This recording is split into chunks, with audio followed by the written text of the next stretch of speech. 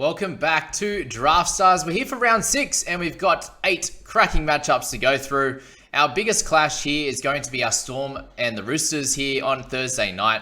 And we get games all the way through the Monday, which is very exciting across this Easter long weekend. So let's kick it off in the outside backs here with Joey Manu at 19,840. There's a reason he's priced that high, and it's because he's playing at fullback. And we know what he can really perform really well in that position there. So I think he's going to be a great selection.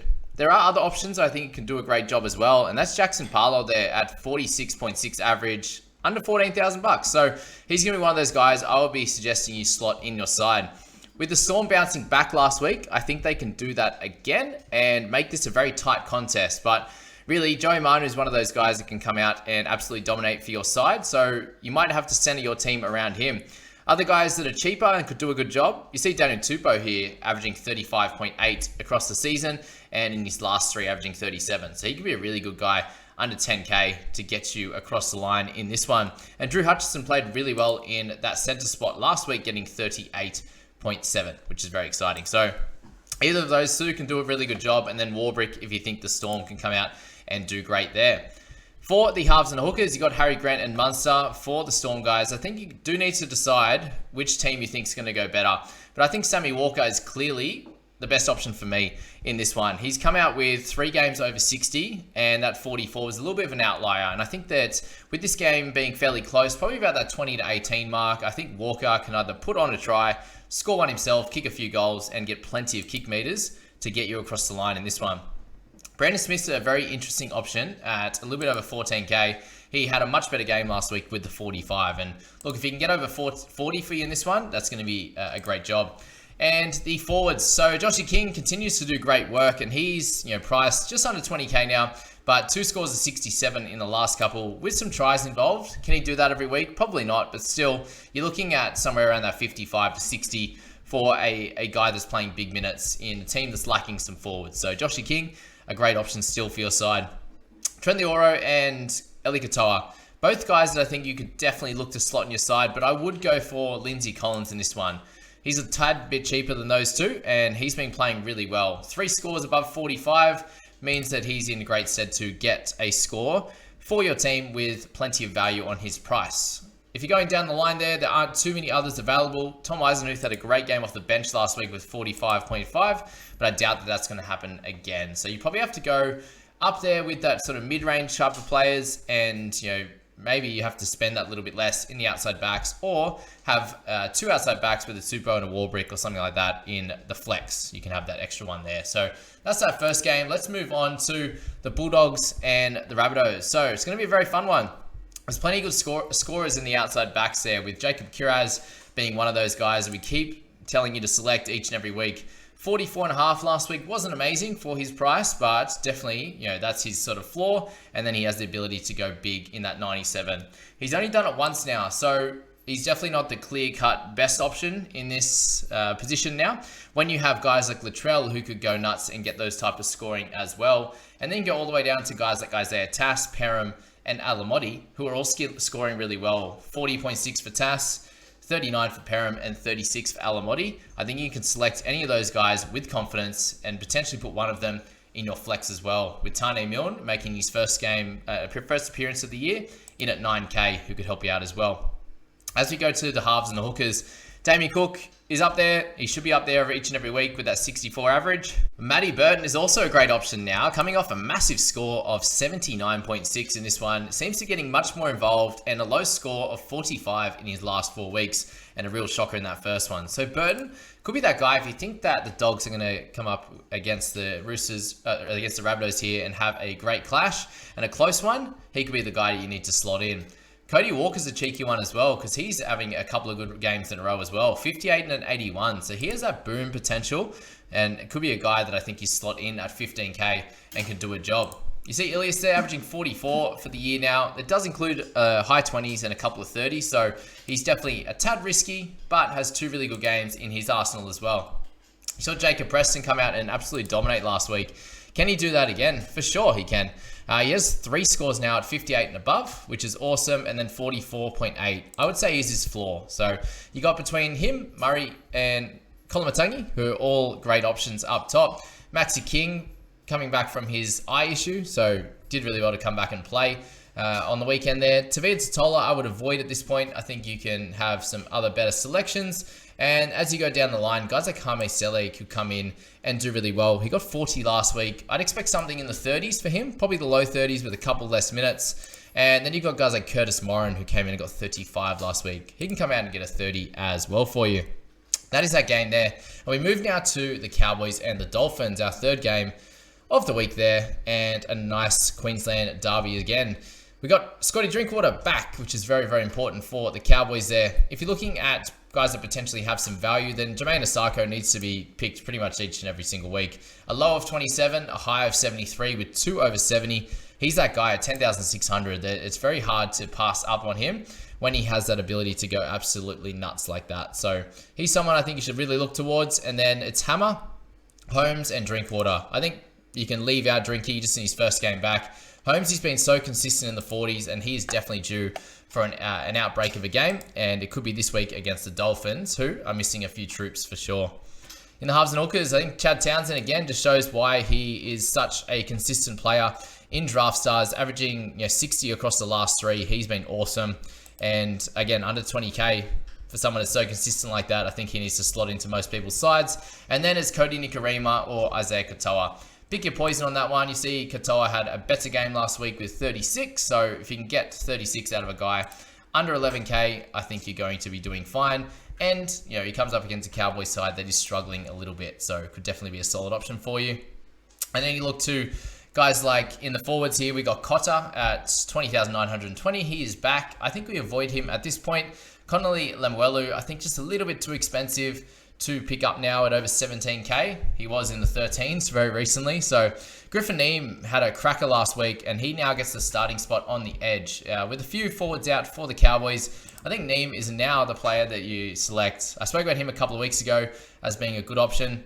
And then, still had him there last week, but not as good of an option, and he absolutely dominated. So shows that week to week is very, very different. But him and also Mitch Dunn, who gets the start in the forwards this week for the Cows, will be great options for you in this one. I wouldn't really avoid anyone in this section, to be honest. There's guys like Kenny Bromwich who don't really have the upside. Gilbert there, he's on a bit of a struggle, so I'd probably lean towards avoiding them, but that's about it. Let's go to Panthers and the Eagles. I can't wait to watch this game. It's going to be a lot of fun at 5:30 on Saturday night there. We've got Tom Trbojevic, who had another good game, 57.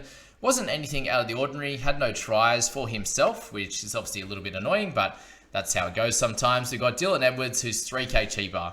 Who is averaging more? So how you want to play this is completely up to you, but I think Dylan Edwards would be the play rather than going for Tommy in this one, just because I think the Panthers can probably come out and win this one.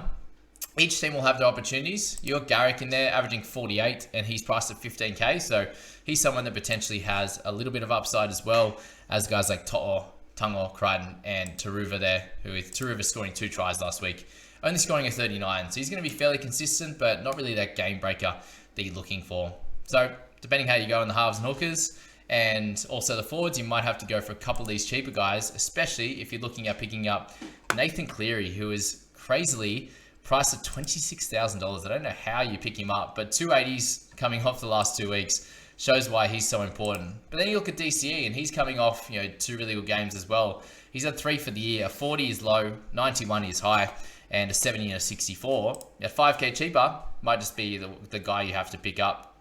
Schuster has 2 games, averaging 36, so him at 11k is not the worst option either. And really from there, that is all you should be looking at. In the forwards, we've got Isaiah Yeo, who's obviously the week-to-week absolute gun. Zach Hosking comes up. He was a must-have last week, and he scored really well again at 62 with a try and came very close to a second. So he's still a good option, guys, but 18k now. When you've got someone like Ola Kawatu, who has some big scores in him, just like the last 2, he could be the slightly better play. But you'd imagine if it's a closer game, Hosking will be tackling hard and doing his job. Speaking of tackling hard, Matt Eisenhuth is a workhorse, and when he gets his opportunity to start and 50 minutes, he's going to score you about a 50-pointer. So he's a guy to slot in. And then Scott Sorensen scored really well last week in the starting job on the edge. So both of those guys, I think, great options this week. And then guys like Kelma Tuolangi, 2 games in a row, he's been awesome. So select those guys in that one. For the Broncos and the Raiders, we have Farnworth is a lot more expensive than Walsh. I don't know why, but Walsh has gone down in this one after scoring a 60, and Farnworth has gone up after scoring a 35. So I'm not exactly sure what's going on there, but I think you need to capitalize on that and hit up Reece Walsh for a great score again. Matty Tomoko has been really solid as well, guys. He's been that consistent player. 35 is his lowest in the last 4, which is great news. So they're the 2 guys I'd be looking to select. And a shout out to Jared Croker, who's back, but we won't be selecting him. In the halves hookers, I think Reynolds is probably the play again, guys. Just very consistent. Another 57 from him last week. Only the 1 low score, so you can really bank on him and go a little bit cheaper, I think, in the outside backs. For our forwards, Payne Haas continues to dominate there and comes in with his highest score of the year of 73. And Joe Tapp's there with just solid scoring week to week. So if you're going for an expensive guy, Haas is your man. If you want to go for a cheaper guy, then still guys like Flegler and Jensen are just going to get those mid-tier scores for you. Other than that, there's really not a lot down here. So you might have to spend up a little bit in the forwards just to get a really good scorer. It could be, Ricky's going to be that week-to-week guy that he'll score really well like last week and then go back to some poor ones. So really, there's not a lot of great work other than him. Capewell's been pretty solid. You might have to spend a little bit on Capewell or go right up to the top in that one because there aren't many options down below. In the outside backs for this lovely Titans v Dragons game, there should be a fair few points in this one, which leads me to say that Jaden Campbell is a clear must-have in this one. Don't know why he's priced at 12k, but we're definitely getting some value out of him. And I still think Tyrell Sloan at 11k has plenty of value, even though he was scoring pretty low for the majority of that game until he got a nice try at the end. They're the 2 decent plays, and then Khan Pereira, who's picked up a 36 and a 73. So he's going to be your boom or bust guy to help you make or break this game. Halves and hookers, we've got Spenny Hunt, who's the clear best option up top for point scoring. Sexton's way too expensive. Tanner Boyd's coming off a couple of higher games with some big kick meters, which I think Sexton will take a few of those. And then Chris Randall there is averaging 30, so not enough from him. And then nothing really down below. So you might just have to go up top with the great man Ben Hunt, or maybe look at like a little, but he's very risky in that position there. For our forwards, we've got Dave Fafita up top at 60. He's a solid one. You could save 3k there and go to Jack Bird, but really, you might just want to go for Fafita or Blakey Laurie, who continues to score tries and has a low of 45 this year. So cheaper than those 2, he is, and could do a good job for your side. If you're going lower than that, Francis Molo comes in with 3 good scores, 32 and above in his last 3, under 10k. Probably is the play to go for this week. And then Murdoch Capsilla at 9k, picked up a 37 last week. So if you can get that from him and then build around that, he could be a solid one with a bit of a bounce back that he had last week after having a bit of a shocker in the first 3. So outside backs, we've got Lockie Miller there in our Knights v Warriors game. And really, he's the best player in this game. Scoring wise has been crazy the last 2, 71 and 78. You could go a little bit cheaper with Greg Marzu or Dane Gagai. Both are going to be a little less consistent than what Lockie has been. So really, Gagai did this exactly last year as well. 4 or 5, 6 great games and then got really quiet. So maybe you can sneak one more good one out of him. But I would expect it to be a pretty close game with the Warriors in this one. So they're the clear best options, and they've been going absolutely bonkers down that right-hand side. And then when Greg Marzu switched to the left, that allowed Dom Young to come out and dominate. And he picked up an 84. He has a 70 and an 84 in amongst 2 really low games. So he's definitely that clear boom or bust guy. And if you want someone a little bit safer, then you definitely need to go for Chance, who is averaging 43 over his last 2 games. So that includes an 11 there in round 2. But other than that, he's been over 40 each and every game. So definitely someone you could slot in your side very comfortably. Jaden Bradley, Sean Johnson. You clearly got to go with Shawnee J after how good he's been going over the last bunch of weeks. You see Wade Egan still scoring well. He's definitely a solid one you can pop in at a bit over 15k, or to Marty Martin that he's back from his head knock and he has 2 games, 32 and a 55, which is great news for him. Phoenix Crossland in the 6 jersey this week. I think he'll do okay, but I'd probably need him to be 9 or 10k to select him. And then in the forwards, you clearly have to go for someone like Jackson Ford again. He has gone up a lot in price, but still an easy game for him over 45 when he didn't really have to do a lot. There will be games where he does get some attacking stats and does a great job for you. If you want to go a bit cheaper, guys like Leo Thompson are still the top option here, scoring great over the last 4 weeks. He hasn't hit under 40 since round 1, and that was only just. So Leo Thompson, 12.5k, get him in your side. Matt Croker is going to be doing really well again. So 41 is his low, 45.5 his high. Awesome work from him, and he should be able to keep that up in this side. Let's move to the last game now. We've got the Tigers up against the Eels here for Draftstars. And if you haven't signed up yet, guys, head into the link in the description. Just tells those guys that at Play Up and Draftstars that you've come from my channel. So I really appreciate you guys watching this one to the end. Outside backs, we've got Penasini, who's been having an absolute cracker. I think he can do the same this week. We've got Asu Kapoa, who is the cheaper guy and has been moved from the back row to the center and now to the wing. So a crazy movement from him. Did pick up a 13 last week, but they got absolutely pummeled. So is this game going to be any different? Potentially not, but you got him and Junior Tupou there, another low score from them. So really, I think you probably have to go all in on a bunch of the Eels players in this one.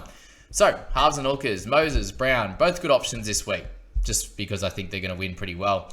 Adam Dewey moves back to the 6 role where he scored a 59.5 and a 75. So he could be that guy that gets you a really good score at that cheaper price, and really no other options in that section. Last section, guys, the forwards, and we have Sean Lane returning, which is very exciting because he's someone that absolutely scored the house down last year, and he's priced at the highest point there at 21.5 in this forward section for that reason. Isaiah Papali'i is coming off a couple of great ones now, 55 and 69, but you do need him to keep hitting those heights if he's going to be worth it this week. Someone like Madison is super consistent as well. I don't expect him to exceed that 65 or 70, but he'll do a job for you if you need that little bit extra cash, that $500 that he offers ahead of Isaiah Papali'i. If you're looking down the line, guys like Cartwright keep that starting spot. Didn't go that great last week, but before that he was good. The main worry is going to be minutes this week, with Jermaine Hopgood being put on the bench.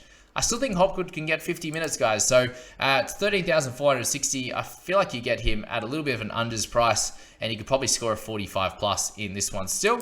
But following this week, there's definitely some worries as to what's going to happen with his minutes and where he'll be at. So this might be the last week to really do well with him, considering Junior Parlour there is out. So that's that there. And then Sean Bloor, the last 2 weeks has been great, 33 and a 53. I'd expect somewhere in the 30s for him, and under 10k will be a great selection in your squad, along with Widamul Greg in that one, who got a 30 last week, and he's at 10k, so definitely worth it to slot in your side.